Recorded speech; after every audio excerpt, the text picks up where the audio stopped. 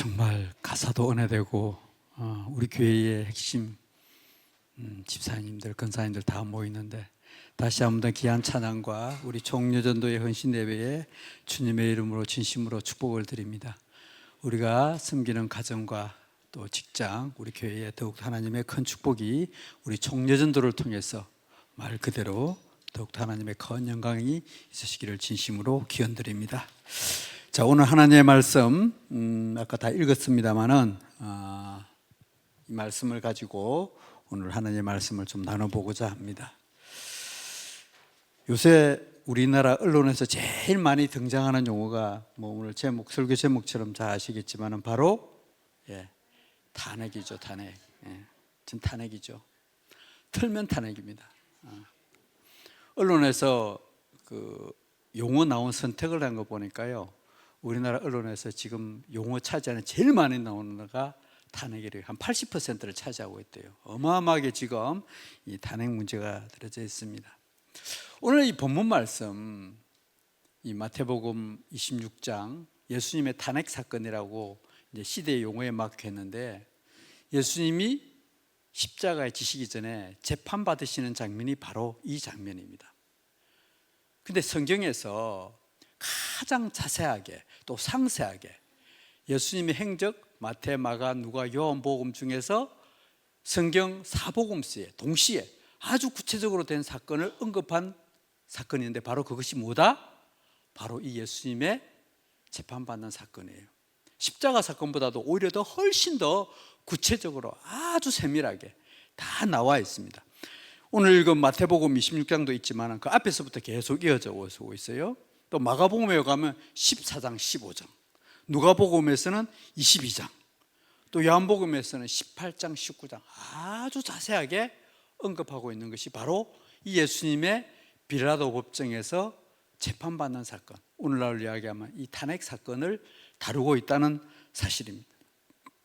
오늘 우리나라 탄핵 사건을 두고 많은 이제 언론에서 다루고 있고, 또 우리나라 국민은 진짜 절반이 쪼개져 있다 그러지만 실제 어제 사건을 보니까 그렇지도 않더라고요. 제가 조금 이따가 다시 화면으로 좀 비춰드리겠습니다만, 어쩌면 탄핵을 반대하는 사람들은 이번 우리나라의 탄핵 사건이 가장 억울하고, 심지어 지난번에 한남동 같은 경우는 너무 대통령이 잡혀가는 거 억울하다고 스스로 이제 몸에 불을 지른 그런 사건도 있었습니다. 나중에 알고 보니까 거기에 그분이 요 대전에 계시는 목사님이시더라고요. 제주도에서 한 25년 동안 목회하시다가 요 가까운 대전에 와서 목회하시다가 이제 이게 바로 잡아야 되겠다 싶어가지고 너무 억울해서 한 5일 동안 이제 병원에 계시다가 돌아가셨죠. 이제 그분의 아들을 만나 뵈니까 정말 성실하게 사셨더라고요. 정말 참 억울한 그런 일이었습니다. 세상에 지금 보면 이번 재판 사건을 두고 많은 사람들이 억울해하고 있습니다. 어떻게 저럴 수가 있을까? 그런데 오늘 우리가 읽은 이 본문 말씀, 예수님의 탄핵 사건은 훨씬 더, 그렇죠? 이보다 더 억울한 사건이 어디 있습니까? 정말 억울하고 또 억울한 사건이 바로 예수님의 탄핵 사건, 예수님의 재판 과정일 것입니다. 그 당시에 주동자가 누구였느냐? 당연히 보면 당연히 빌라도고, 그 다음에 그 선동을 주동한 사람이 누구예요? 바로 대제사장 가야바, 그리고 백성들, 그렇게 따르던 그 백성들, 그리고 마지막으로 한 사람 또 누구냐 하면 바로 예수님의 제자들이었습니다. 예수님을 제해놓고 전부 다 예수님이 그 심판받고 십자가 사형에 처하는 그 순간을 다 동조했다는 사실입니다. 정말 성경 본문의 말씀을 보면 공정과 상식에 어긋난 어마어마한 그런 사건이었습니다. 그런데 우리 성경의 말씀을 보면 예수님의 이 탄핵 사건, 이 십자가 사건을 위해서 사형받으시는 그 장면은 우리가 지금 보면 너무나도 억울하고 어떻게 저럴 수가 있을까? 저런 재판이 있을 수 있을까? 그렇게 하지만은 이거는 뭐예요? 당연하게 예수님은 거기에서 탄핵을 당하시고 십자가에 죽으시고 또 당연하게 그것이 당연하게 되어 있습니다. 그런데 왜 그렇습니까? 지금 우리를 그거 보면 예수님이 그 억울하지만은 당시 어쩔 수가 없어요. 왜 그러냐? 다 알다시피 이것은 하나님의 뜻이었다. 그래서 우리 예수님이 이 땅에 오신 것은 뭐예요? 죽으려 오셨다고 이렇게 이야기하고 있습니다. 예? 예수님 이 땅에 오신 목적이 뭐예요? 십자가에 죽기 위해서 오셨다, 이렇게 이야기하잖아요. 그래서 당시에 그 억울하지만은 탄핵 받으시는 것이 당연하다. 또 한 가지는 예수님께서 왜 그 억울한 가정, 오늘 이 본문 말씀 읽어보면 나중에 제일 마지막 절에는 가서 따귀도 때리고, 야 네가 그리스도야, 한마디로 하면 임무 같은 놈 해가지고 뺨도 때리고 등도 때리고 별의별 짓을 다 하잖아요. 군인들아 채찍질도 하고 침도 뱉고 말도 안 되는 이야기가 계속 이어집니다. 네가 진짜 그리스도냐? 심지어 제사장들 같은 경우는 뭐라 그래요? 내가 살아계신 하나님의 이름으로 맹세하노니, 자기도 하나님의 이름으로 맹세하면서 야 네가 진짜 맞아? 그렇게 조롱하고 또 조롱하는 장면이 그렇게 나옵니다. 근데 왜 예수님께서 그렇게 당하셨습니까? 바로 여러분 잘 알다시피 바로 누구 때문에? 나를 위해서, 나의 죄를 위해서, 나를 죄를 위해서 그 고통과 그 수욕과 모욕을 당하시고, 심지어 당시의 최고의 악행인 인간으로 견디기 가장 힘든 그 십자가 형태까지 사형을 당했다는 사실입니다. 그런데 제가 오늘 이 본문 말씀을 가지고 이 시대와 맞추어서, 그런데 오늘날 우리가 이 세상을 살아가면서 입으로는 헌신한다 하면서도 다시 한 번 더 우리는 예수님을 십자가에 못 박고 있다는 사실입니다. 그 억울한 사건을 알면서도 우리는 다시 십자가에 예수님을 못 박고 그 탄핵 사건에 내가 동조하고 있다는 사실입니다. 이게 히브리서 6장 6절에 그 말씀이 나옵니다. 제가 마지막에 결론으로 다시 말씀을 드리겠습니다. 똑같은 사건이, 똑같은 형태가 지금 오늘날 재현되고 있다는 사실입니다. 오늘 저녁에 우리 총재전도에 헌신 예배를 드립니다. 몸으로는 내 몸을 바친다, 헌신한다 하면서도 진짜 내가 몸으로 헌신하고 있느냐? 저는 제 자신을 뒤돌아봐도 내가 목회자로서 기름 부어서 이 자리에 섰지만은 내가 과연 뒤돌아보았을 때 이 말씀을 준비하면서 제 스스로 너무 부끄러운 거예요. 나는 정말 주님 앞에 주의 종으로 살겠다고 맹세하고 다짐했지만은 정말 내가 그러지 못한다. 내가 조롱받는 자리에 과연 다가가며 내가 과연 예수 믿는다고 감히 고백할 수 있을까? 진짜 그분이 나의 주인이라고 고백할 수 있을까? 그분이 진짜 살아계신다고 다시 한번 고백할 수 있을까?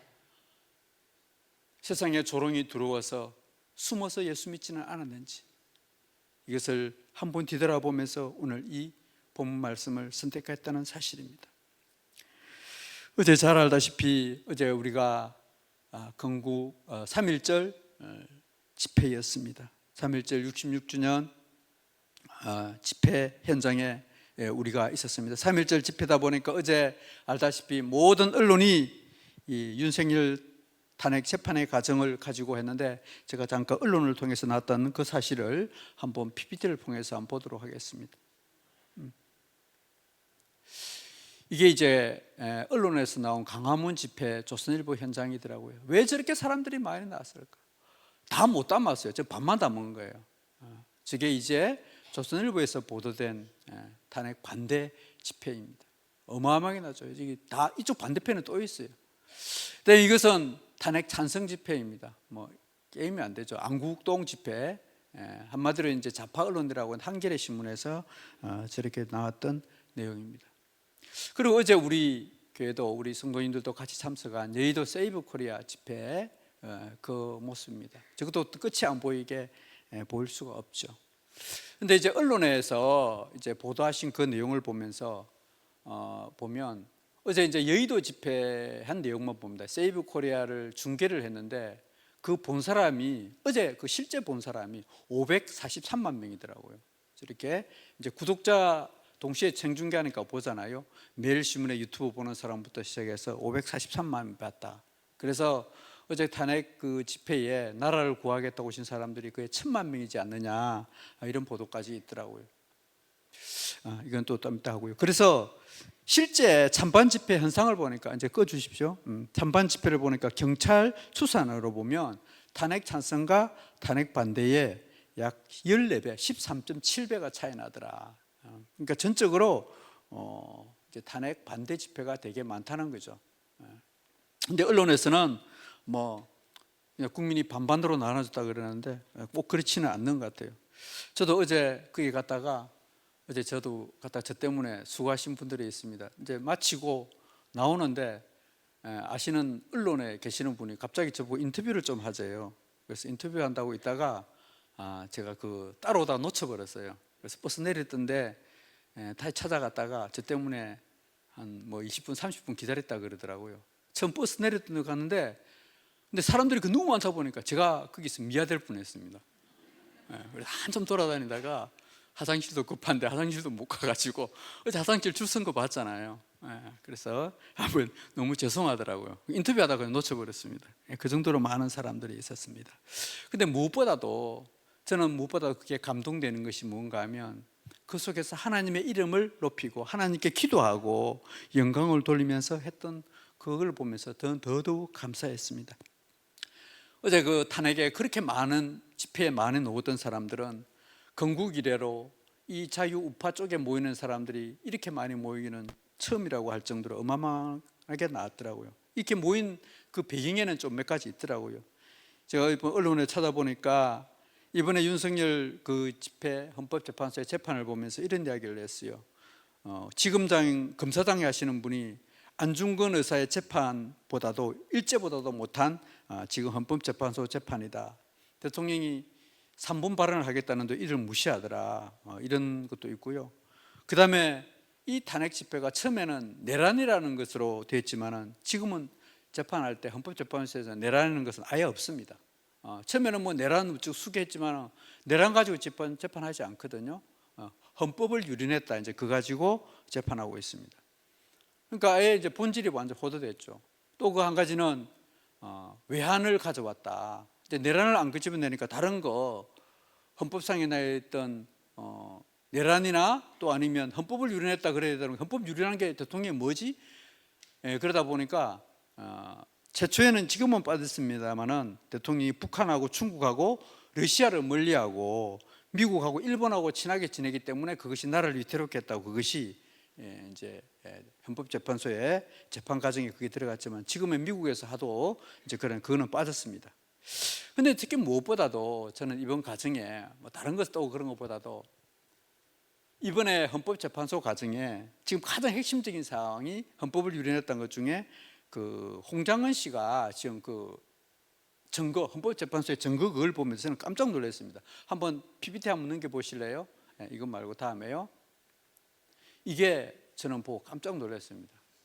저게 지금 저기에서 저걸 보고 이재명이가 저 이름이 들어있고 윤석열이도 저 안에 들어있고 저 이름이 저게 나오겠습니까? 근데 저게 지금 저걸 보고 사람을 체포했다고 그런 게 들어있더라고요. 그래서 이게 이제 이렇게 증거가 되어서 이게 헌법재판소의 재판에 들어가 있어서 이게 오늘날 아주 유명한 홍장은채라고 할 정도로 저게 무슨 이름이라고 저게 15사람 이름이 들어있대요. 그래서 참 그걸 보면서 참 우리나라도 이 자유 대한민국의 이름까지 나타났다 그걸 보면 참 너무 한심하다 이런 생각이 들었어요. 이제 무엇보다도 더더욱 더 이제 안타까운 부분은 이제 또 다음 이번에 다음 또 PPT 빼주세요. 그 어제 이제 감사원에서 이제 중앙선거관리위원회에서 했던 그 사실을 했잖아요. 근데 너무 좀 젊은이들이 안타까운 것이 뭔가 하면 중앙선거관리위원회에서 부정선거 문제를 다루는 그 문제 가지고 했는데 헌법재판소에서 중앙선관위에 그 했던 거기에 대해서 감사하지 마라. 이제 그게 금요일 날 발표가 났잖아요.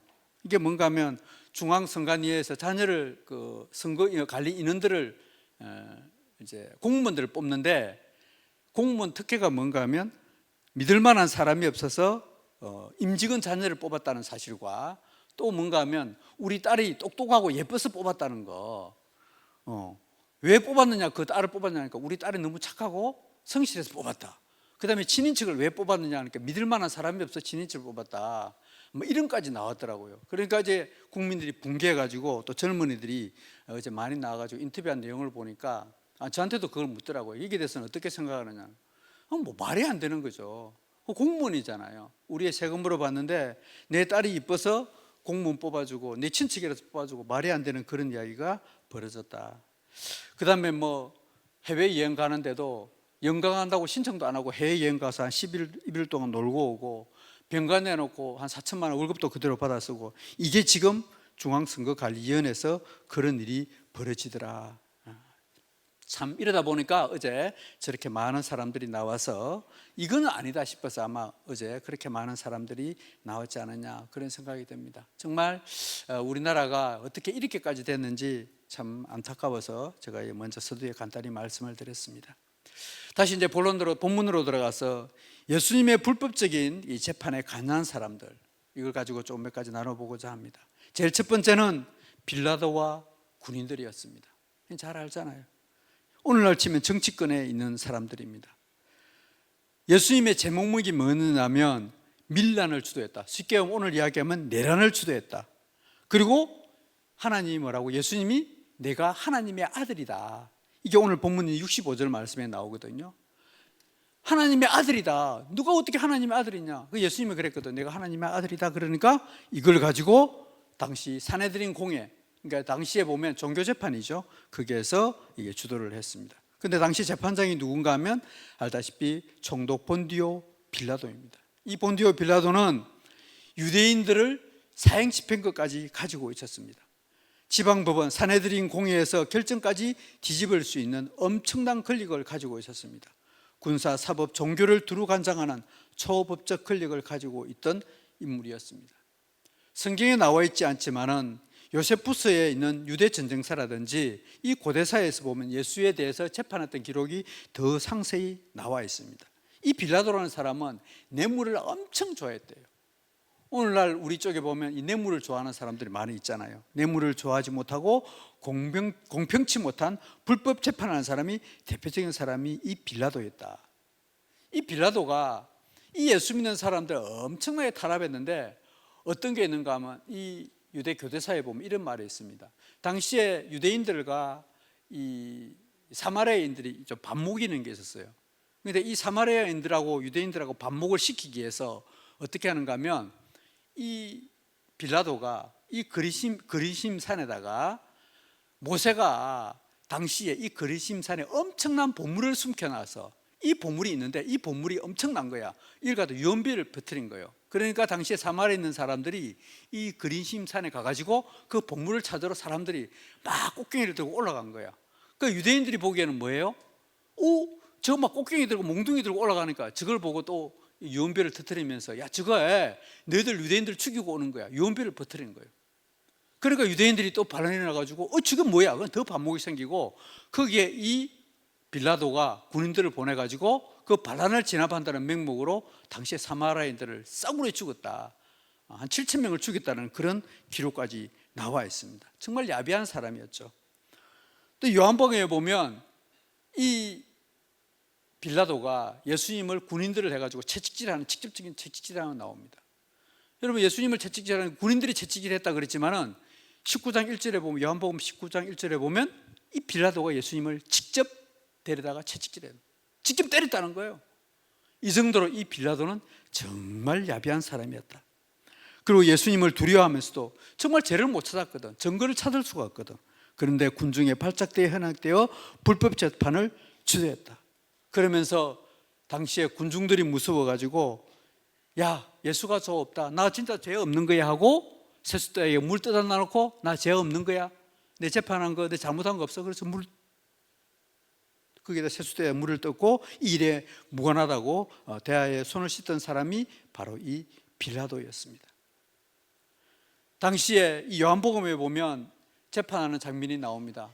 이 빌라도가 예수님의 죄 없다고 해가지고 놓아주려고 그러니까 당시에 군중들은 뭐라고 이야기합니까?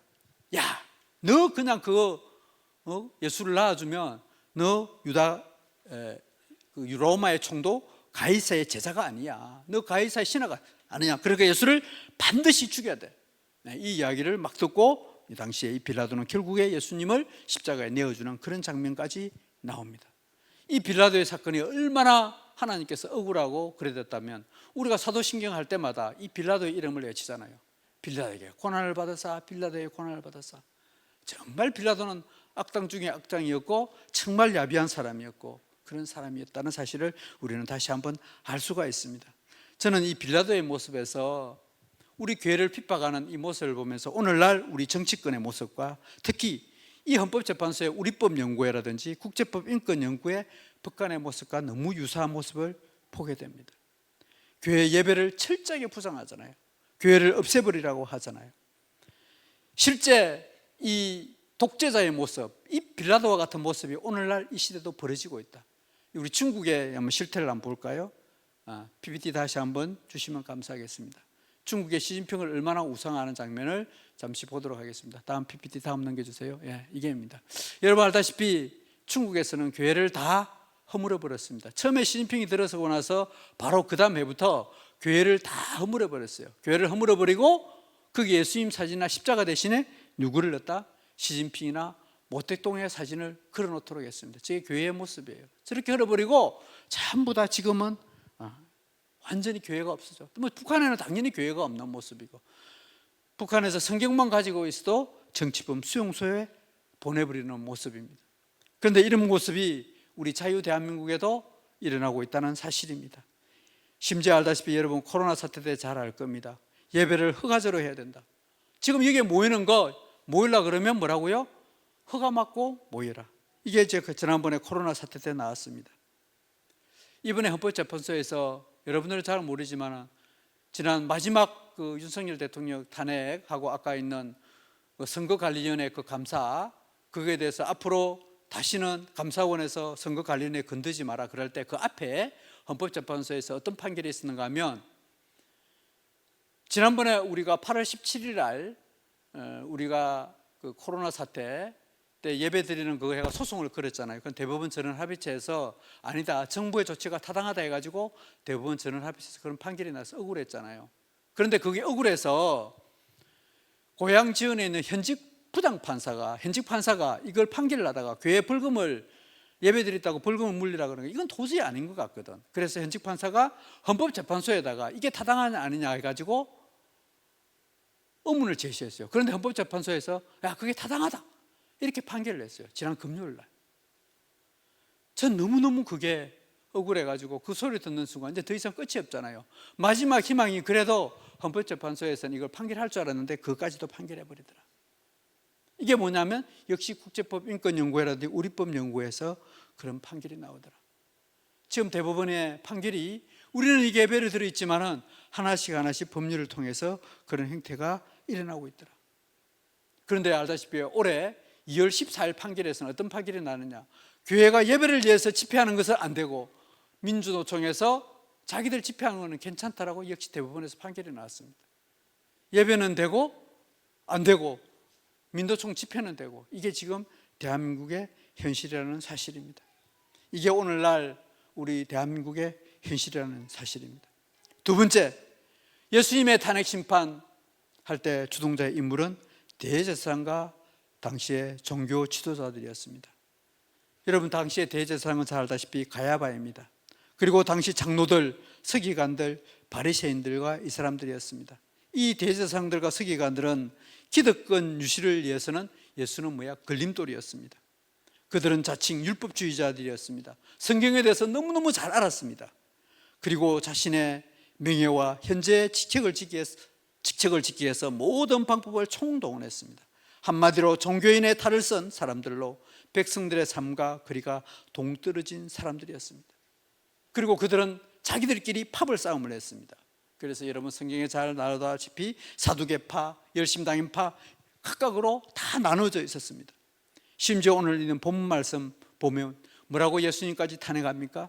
63절 본문 오늘 다시 한번 보겠습니다. 예수께서 침묵하시되 대제사장이 이르되 내가 너로 뭐라고요? 살아계신 하나님께 맹세하노니, 살아계신 하나님께 맹세하노니 네가 하나님의 아들인 줄 우리에게 말하라. 당시 예수님께 이렇게 말하는 거예요. 이 사람들 하나님을 두려워 하나님의 이름으로 팔았지만은 그런 정작 예수님을 팔았다는 사실입니다. 예수님은 이를 통해서 뭐라고 이야기했습니까? 당시에 마가복음, 마태복음 23장 33절에 이렇게 이야기합니다. 야 뱀들아, 뱀들이라고 이야기해요. 심지어는 뭐라고요? 독사의 새끼들아.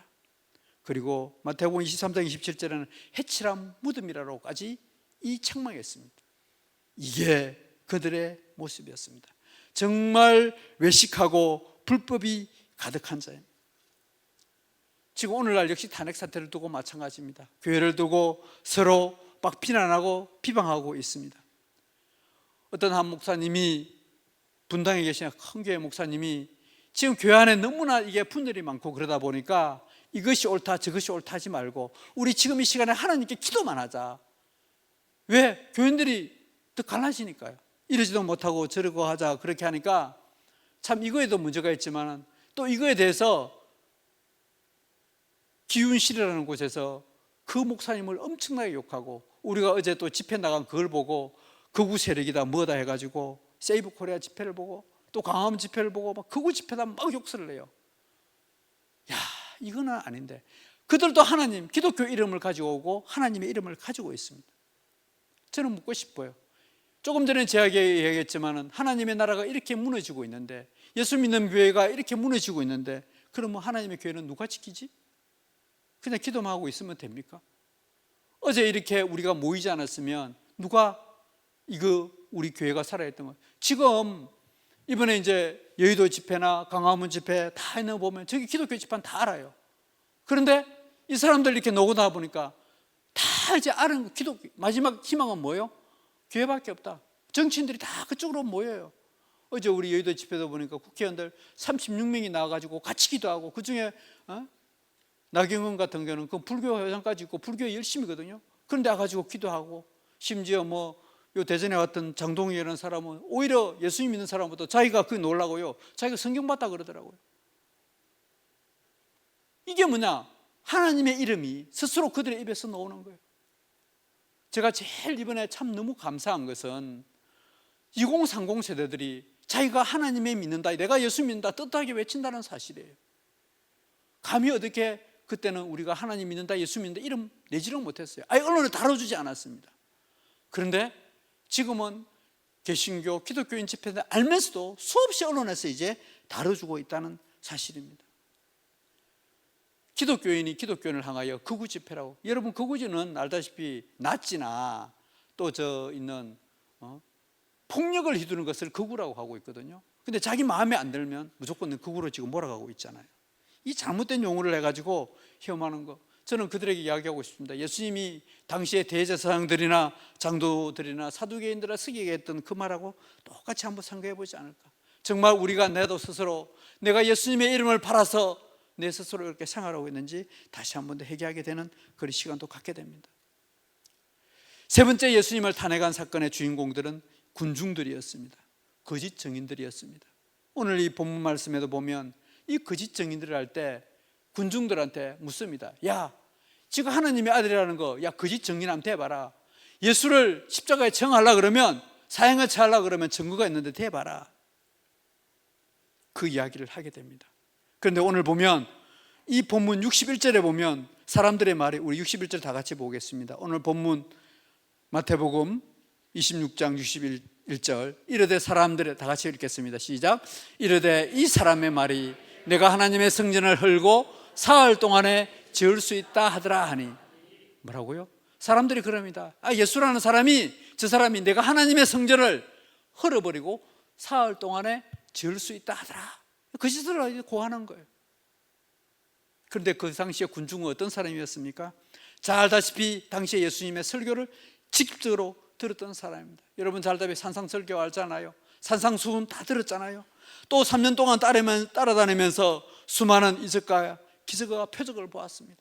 가나의 혼인잔치로부터 시작해서 죽은 나사로도 살리는 것까지, 심지어 물고기 2마리 보리떡 5개로 5,000명을 먹이고 4,000명을 먹이고 7,000명을 먹이고 죽어가는 38년 된 병자도 고치고 엄청난 이적과 표적을 봤습니다. 그런데도 그들은 예수님을 배신하고 또 배신했습니다. 심지어 예수님이 낙이 타고 예루살렘으로 입성할 때에 호산나 다윗의 자손 예수여 찬양하고 심지어 윗가지를 벗어서 예수님을 환영했던 그 군중들이 하루아침에 돌변해서 예수님을 비난하고 예수님을 죽이라는 그 증거로 오늘 이렇게 외친다는 사실입니다. 이게 오늘날 나의 모습하고 똑같다. 오늘날 우리 살아가는 우리의 모습하고 똑같다. 그런데 이 군중들이, 또 예수님의 제자도 마찬가지지만 요한복음 2장 22절에 보면 이 사실을 언제 알았습니까? 죽은 자 가운데서 다시 살아나신 후에야 제자들이 이 말씀하신 것을 기억하고 성경과 예수께서 하신 말씀을 믿었더라. 예수님을 뭐라고요? 그 빌라도 법정에서 거짓 증언한 것이 나중에 예수님이 죽었다가 살아나신 후에야 그 말씀을 알고 믿었다는 사실입니다. 오늘날 우리가 이 시대를 살아가면서 한번 생각해 볼 말씀은, 우리가 입으로는 예수를 믿는다, 예수님을 위해서 헌신한다 하면서도 정작 진짜 예수님이 살아있고 그 말씀을 믿느냐? 믿지 않는 경우가 훨씬 더 허다하다는 사실입니다. 지금 제가 이렇게 교회 안에서도 마찬가지고 특히 교회 안에서 더더욱 더 그런다는 사실입니다. 한마디로 입으로는 예수를 믿지만은 진짜 예수를 믿는 사람들이 너무나 적다는 사실이고, 오늘날 당시에 예수님을 따라다니는 그 사람들, 우리가 말씀을 많이 받기는 받지만은 진짜 예수님의 제자가 되는 것이 너무나 어렵다는 사실을 오늘 이 당시에 군중들의 모습을 보면서 한마디로 거짓 증인자들이라는 사실이죠. 마지막 예수님의 탄핵에 동조한 사람들은 바로 예수님의 제자들이었습니다. 예수님의 제자들, 오늘도 보면 여러 가지 본문에 나옵니다. 예수님의 제자들, 그 요한복음에도 계속 나오지만 이 베드로도 보면, 특히 예수님의 수제자 베드로 같은 경우에 가장 수제자였고 베드로였잖아요. 3년 동안 철저하게 따라다니고 마지막 감람산에 기도하실 때도 따라가서 그 예수님의 모습을 다 보여줬습니다. 변화된 모습까지 다 보여줬습니다. 그런데 이 베드로는 두려워서 멀찍이 따라가는 사실입니다. 멀찍이 따라가요. 심지어 뭐예요? 3번씩이나 너 3번씩 부인할 거야 라고 알려줬는데도 3번씩이나 부인했습니다. 심지어 뭐라고요? 저주까지 했다는 것을 우리는 베드로의 그 기록을 통해서 알 수 있다는 사실입니다. 저는 이 말씀을 볼 때마다 참 베드로가 바보 같다, 어떻게 저럴 수가 있을까? 어떻게 그 예수님의 따라다니면서 그 이적과 표적을 보고 직접적인 말씀을 들으면서도 어떻게 저렇게 베드로가 저렇게 바보 갈 수 있을까? 그런데요, 제가 뒤돌아와 봤을 때, 제가 다시 부활하신 그분을 만나고 나서 뒤돌아봤을 때 저는 베드로보다 훨씬 못했더라고요. 입으로만 진짜 예수 믿는다고 했지 내가 정말 예수님의 제자로 또 예수님의 주의 종으로 과연 살아갔는지 뒤돌아봤을 때 그렇지 못했다는 사실입니다. 오늘날 세상에 조금의 두려움과 절피나는 그 소리 들으면 저도 마찬가지 위축되고 어려운 거예요. 내가 떳떳하지 못한다는 거예요. 내가 밖에 나가서 저도 정말 그거 할 때, 저도 이제 이 목사 되기 전에 일이다마는 그 회식하고 그러면 교회 나간다는 거 알아요. 주일날은 교회 나가요. 근데 회식 장소에 나가면 밖에 나가서 이 술자석에 돌아가면 이 충성주라는 게 있었거든요. 돌아가면서 다 충성주도 하고, 야, 한 잔을 내야 이것은 누가 주는 주, 이거는 누가 주는 주 해가지고 이걸 마시고 충성을 다 하겠습니다. 특히 이제 저희들 같은 경우에는 그런 계통이 있다 보니까 더더욱 더 그랬거든요. 그렇지만은 내가 믿는 예수를 부인하고 그의 술을 같이 마시는 거예요. 그런 걸 뒤돌아봤을 때 얼마나 그런 일이 많은지, 목사가 되고 나서도 밖에 나가서 내가 저까지 그 이야기했다고 다른 사람 비난을 받기 싫어서 내가 침묵할 때는 없었는지, 내가 이에서 동조하지는 않았는지, 그게 바로 오늘 제 모습이었더라. 평화롭고 조용할 때는 누구나 이야기하지만은 진짜 세상이 어렵고 힘들 때는 다 도망갔던 예수님의 제자들과 그것이 바로 나의 모습이 아닌가. 제가 이번에 세이브 코리아 하면서 대전에도 마찬가지고 전국에 다니면서 이번 이렇게 같이 하시죠. 세종에도 마찬가지. 이 가까운 데 가가지고 목사님 와서 기도하시고 설교하시고 하니까 나가면 안 된대요.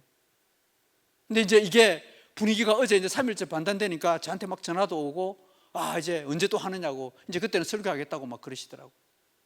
그때까지는 침묵하고 있다가 이제서는 와서 이게 이제 분위기가 반전되니까 이제 많은 사람들이 따라가니까 이제 하겠다는 거예요. 너무나 비겁하고 너무나 당시에 있는 예수님을 버린 제자들의 모습이랑 뭐가 차이가 있는지. 그런데요, 저도 그 사람을 비난할 것도 안 돼요. 왜? 저 자신도 그러니까요. 조금만 두렵고 세상이 날 손가락질 하거든 나도 그러지 못했으니까. 수시로 정말 내가 그 고난의 길이고 십자가의 길이고 내가 다시 그 십자가를 지겠다고 하면서도 나는 과연 떳떳하게 내가 예수님의 제자고 내가 목사인 것을 과연 내칠 수 있는지, 이제 말씀을 맺고자 합니다. 나는 어디에 서 있는가?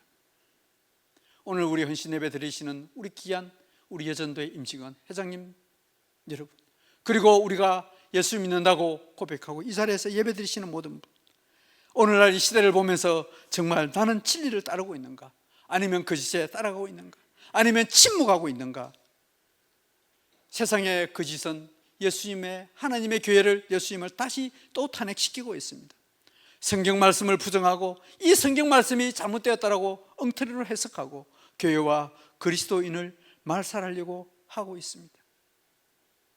다시 오늘 이 시대를 돌아가서 저는 윤석열 대통령의 개인의 문제가 아닙니다. 저는 이것을 보면서 오늘날 많은 사람들이 이야기하시 이것은 체제 전쟁이라 하고 있습니다. 자유민주주의의 체제나 아니면 공산주의나 사회주의의 체제로 가느냐. 제일 먼저 우리 자유대한민국의 헌법, 이승만 대통령이 1948년 7월 17일 날 헌법을 제정한 그 본래의 모습, 이 법치주의가, 헌법이 파괴되는 모습, 우리가 이번 헌법재판소에 통해서 봅니다. 이 파괴되는 이 모습, 자유민주주의가 부정되고 있다는 이 사실에 대해서 이 체제의 전쟁이라고 하고 있습니다. 무엇보다도 우리의 개인의 자유가 침해되고 있다는 사실입니다. 코로나 사태를 보았습니다.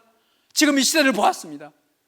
우리가 밖에 나가서, 제가 이번에도 부산에서 어떤 일 때문에 했는데요, 종교단체라고 안 된다는 거예요. 종교단체가 아니라 기독교이기 때문에 안 된다는 거죠. 다른 종교는 되는 거예요. 다른 종교, 불교나 천주교는 되는데 기독교는 종교라는 프레임을 씌워서 안 된다는 거예요. 이게 지금 현실입니다. 여러분, 우리 대전시청에도 마찬가지잖아요.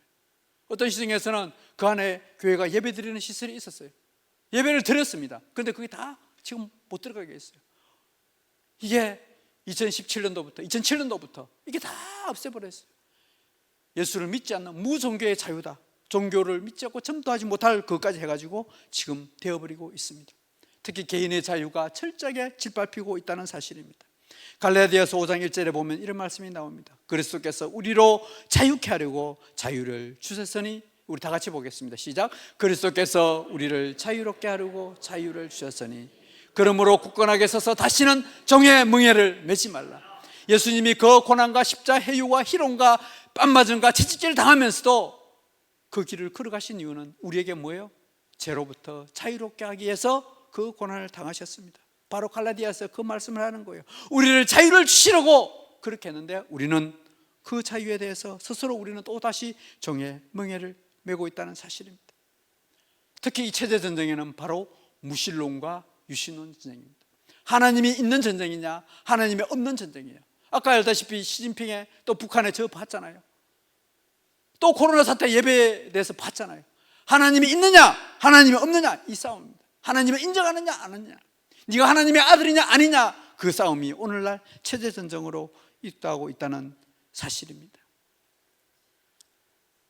제가 지난주에 서울에 있는 푸른교회라는 교회, 역시 재직기 헌신 예배에 다녀왔습니다. 그 목사님이 자기 교회는 한 150명 정도 이렇게 모였대요. 한 25년 동안 하면서 아이들을 가르쳐 가지고 공부방을 만들어서, 이제 어제 지난주에 왔을 때 청년 한 명도 왔더라고요. 공부방을 공부를 해서 서울대학교 박사과정까지, 그 특히 핵 분야에 관련된 최고의 전산 분야의 최고권위자가 되었더라고요. 그런 경우가 처음이래요. 그 CTS에서도 내가 매일 기쁘게 그 목사님이 나와서 했던, 정말 그 영등포 지역에서 그 빈민촌 그 아웃데서 그 아이들을, 부모가 버린 그 아이들을 지금도 한 30명 이렇게 케어하면서 가르치는 그 교회예요. 근데 그 교회가 왜 저를 부르냐면, 알다시피 제가 예배 자유 문제 때문에 이렇게 싸우고 있잖아요. 근데 그 교회에서 왔는데, 목사님 정말 죄송합니다. 지금 우리 교회가 20명도 채 안 모입니다. 인원이 적더라도 용서해 주십시오. 너무나도 안타깝습니다. 코로나 사태를 끝나고 주변에서 그 지역에서 교회 나간다고 비난하고 그러다 보니까 교인이 그 견디지를 못하고 다 떠나갔다는 거예요. 제가 그 말씀을 전하면서 그 성도들 한 분 한 분 하고, 나중에 말씀을 듣고 하고 나니까 이제 간증을 하시더라고, 두 분이서. 제 스스로 저도 모르게 울었습니다. 이게 하나님의 교회가 그 현장을 보게 되잖아요. 우리 코로나 사태 때 한국 교회가 만 개가 문을 닫았잖아요. 목사님들이 생활이 어려워서 밤에 야간 운전하고 택배 나가서 일하고, 그게 지금 허다하게 있는 거예요. 이게 지금 한국 교회의 모습이었다. 여러분, 이게 오래되지 않았어요. 문재인 정부 때 그렇게 당해왔잖아요. 만 개 교회가 문을 닫고 아직 회복하지 못하고 있습니다. 조금 교회가 큰 교회는 그래도 살아남았지만은 200명, 300명 이상 되는 교회는 그게 만교회 이상 문을 닫아버리고, 교회가 예수님의 몸이라고 우리는 스스로 외치면서도 그걸 보면서 안타까워하지 않으셨어요? 저는 지난주에 그거 갔다 오면서 하나님 정말 내가 잘못했습니다. 예배의 자유를 지킨다고 하면서도 저런 목사님들의 안타까움을 내가 알지 못했습니다. 참 이번에 저는 이 탄핵 현장을 보면서 젊은이들이 지금 쏟아져 나오잖아요. 어제도 그거 보니까 대학로에서 젊은이들이 한 5천 명이 나왔는데 전라남도 강주 지역에서도 한 2, 3천 명이 올랐다 그러더라고요. 전남대에서 특히 그 여학생 한 사람이 나와서 이야기하는 거 보면서, 그 전남 지역이 특히 좀 그렇잖아요. 그런데 그게 나와가지고 그 반대를 무릅쓰고 나와서 나는 크리스찬입니다, 특히 전한길이라는 사람이 I am a Christian, 나는 교회를 사랑합니다, 나는 하나님을 사랑합니다 외칠 때에 수많은 사람들이 동조해주고, 그 모습을 보면서 목사도 하지 못하는 일을 우리가 그렇게 위축되어 있을 때에 저들은 저렇게 나와서 외치고 있더라. 참으로 목사로서는 얼마나 부끄러운지 모릅니다. 2030 세대가 깨어나고 중고등학생들까지 에어서 외치는데 나는 무엇을 하고 있었던지 얼마나 부끄러운지 모릅니다. 최근에 미국의 이 사례를 한번 제가 또 한 가지 PPT 하나 띄워주실래요? 제가 이걸 가져왔는데 그 앞에요. 그거 말고 다음 번인가요? 아니고.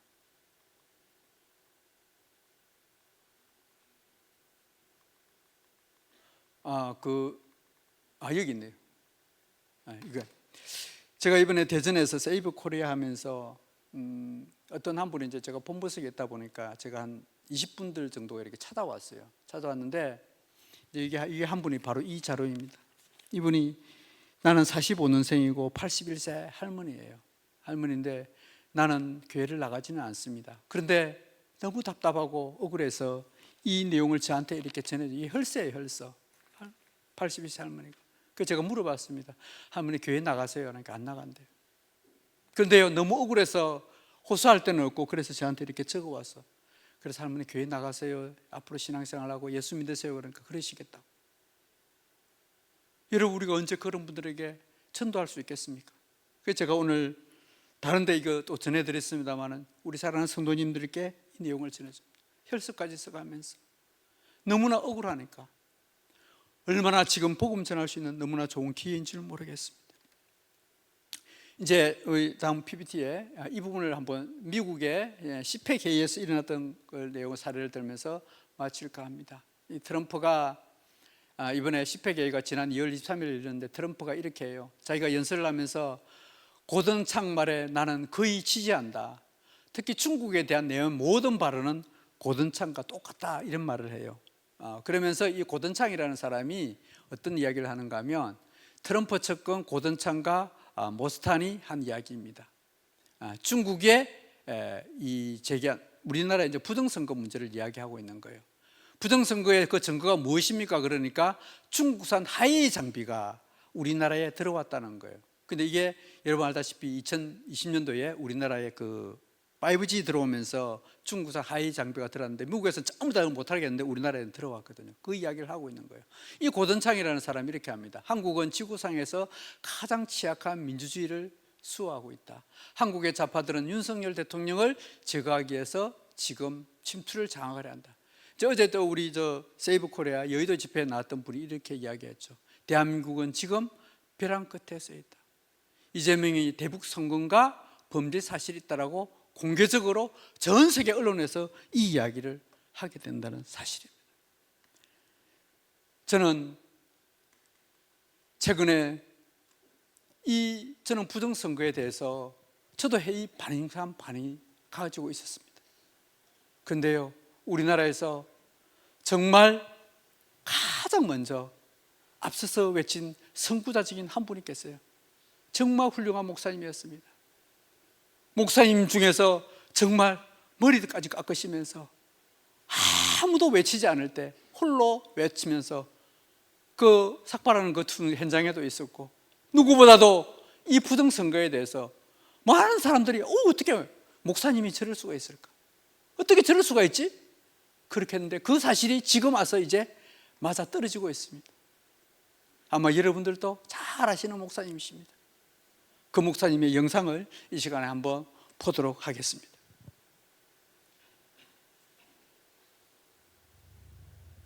만약에 우리 우파 진영에서 어제와 같은 사건이 일어났다라고 한다면은 좌파들은 벌떼같이 일어나서 지금 난리가 났을 것입니다. 난리가 나고 나라가 뒤집어지다시피 했을 거예요. 그런데 지금 조용하잖아요. 이건 아니죠. 절대로 아닙니다. 저는 지금 의식 있는 변호사들이나 법조인들이 일어나서 선거 중지 가처분을 내서 이거 사전투표였던 것들은 의심되는 사항이 너무 많아요. 하나님을 우리는 믿는 거지. 저런 인간들을 믿어요? 얼마나 속이 상한지. 국민 여러분, 내가 선동하는 것이 아니라 이러면 안 됩니다. 들고 일어나야지. 목사가 무슨 머리 깎냐 그러지만은 아니에요. 목숨까지도 바치는데 왜 이걸 못해요? 일어나십시다. 사랑하는 애국 시민 여러분, 공산주의 국가에서나 일어날 일들이 우리 자유대한민국에서 지금 일어나고 있습니다. 지난 4.15 총선 때 많은 의구심이 있었지만은 말할 수 없었습니다. 있을 수 없는 일이 일어났기 때문입니다. 빼도 박도 못하는 그 일장기 투표지, 그리고 배춧잎 투표지, 또 본드 먹은 투표지, 그리고 한 번도 접지 않는 그 빳빳한 그 투표지들이 다발로 나왔습니다. 선거 소송이 들어오면은 180일 이내에 조사하게 돼 있음에도 불구하고 사법부의 그야말로 횡포입니다. 떳떳하다면은 왜 법에 정한 조사를 하지 않았겠습니까? 이번 대통령 선거에서도 빼도 박도 못하는 증거물들이 마구잡이로 쏟아지고 있습니다. 이에 대해 현 여당은 부정선거를 불실 관리로 물타기를 하고 있습니다. 이는 선관위의 부실이 아니라 계획된 부정선거입니다. 저들은 우리가 상상도 못하는 부정을 준비했을 것이고 또 지금도 진행 중에 있을 것이라고 생각합니다. 저는 이런 생각을 합니다. 선관위 안에 국가 전복을 꾀하는 간첩 수준의 사람들이 많이 있다라고 생각을 합니다. 그렇지 않고서는 이런 일이 어떻게 일어날 수 있겠습니까? 사랑하는 애국시민 여러분, 부정선거를 계획하는 사람들에게 더 이상 나라를 맡길 수는 없습니다. 저들이 정권을 잡으면은 우리의 자유를 짓밟히게 될 것이고 또 우리의 재산이 강탈되게 될 것입니다. 국민을 개돼지로 취급하겠지요. 교회는 상상을 초월한 어려움이 다가오리라고 생각합니다. 4.15 부정선거와 이번 대선의 부정이 밝혀지지 않으면 자유민주주의의 근간이 무너집니다. 정권이 바뀌어도 소망이 없습니다. 엄청난 혼란이 다가올 것이 너무도 분명합니다. 부정으로 당선된 국회의원, 그리고 선거법을 무시한 사법부, 대법원, 침묵하고 동조하는 언론, 처벌하고 바로 세우지 않으면 더 국가적 혼란이 올 수도 있습니다. 부정선거를 계획하고 또 부정선거를 저지른 자들의 뿌리를 뽑지 않으면 더 이상 자유민주주의는 없습니다. 한국교회에 기도하는 우리 목사님들과 또 한국교회가 앞장서서 일어났으면 합니다. 국가가 어려웠을 때에 교회가 일어났지 않습니까? 다들 일어나셔서 자유민주주의를 지키는 우리 모두가 되기를 바랍니다. 감사합니다. 당시에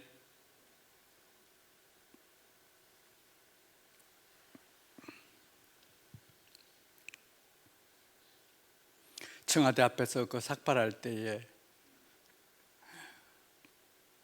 그때 그 모습이 너무나 선해요. 어떻게 성령님 오늘 이 시대를 아시고 목사님께서 그렇게 하셨는가?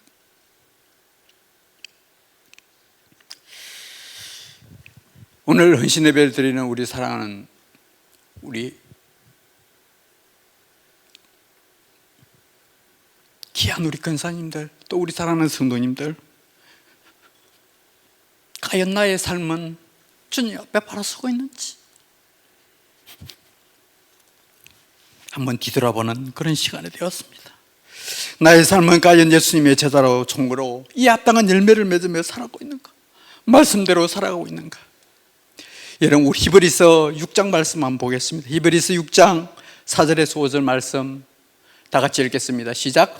한 번 빛을 받고 하늘의 은사를 맛보고 성령에 참잠바 되고 하나님의 선한 말씀과 내세의 능력을 맛보고도 6절 계속 타락한 자들은 다시 새롭게 하여 회개하게 할 수 없나니 이는 그들이 하나님의 아들을 다시 십자가에 못 박아 드러내놓고 욕되게 합니다. 내가 구원을 받고 하나님을 믿는다고 하면서도 또다시 거기서 행동하지 않고 열매가 없다 그러면 뭐라고요? 영원히 지옥불에 갈 수밖에 없다. 다시 뭐라고? 예수님을 십자가에 못 박는다고 분명히 말씀하고 있다는 사실입니다. 정말 대한민국은 지금 이태로운 지경에 있습니다. 어떻게 될지 몰라요. 3월 달에 이번에 이제 판결이 나가서고 정말 어떻게 될지, 자유민주주의가 그대로 가라앉을지 또 아니면 어떻게 될지 모르는 이런 위태한 지경에 과연 나의 삶을 뒤돌아보면서 내가 정말 하나님의 제자로, 예수님의 제자로 다시 한번 십자가에 못 박는 그런 어리석은 자리에 하지 않는지 뒤돌아보는 그런 시간이 되었으면 감사하겠습니다. 히브리서 계속 읽어가다 보면 열매 맺지 않으면 뭐라고요? 다 같이 보겠습니다. 이왕 나왔으니까 말씀 볼게요. 다 같이 보겠습니다. 시작. 땅이 그 위에 자주 내리는 비를 흡수하여 밭가는 자들이 쓰기에 합당한 채소를 내면 하나님께 복을 받고 만일 가시와 엉겅퀴를 내면 버림을 당하고 저주함에 가까워 그 마지막은 뭐라고요? 불사람이 되리라. 입으로만 예수 믿고 행동하지 않으면 마지막은 불사람이 된다라고 분명히 이야기했습니다. 입으로는 믿는 그 믿음이 아니라 다시 한 번 더 우리는 정말 행동하지 않는 믿음이 없는, 행동하지 않는 그 믿음은 죽은 믿음이라는 사실을 알고 이 나라의 민족이 이태한 지경에 이르렀고 우리 한국교회가 위험한 지경에 이르렀고 과연 나의 신앙을 뒤돌아보는 그런 우리 송천교회의 모든 성도님이 되기를 주님의 이름으로 축원합니다.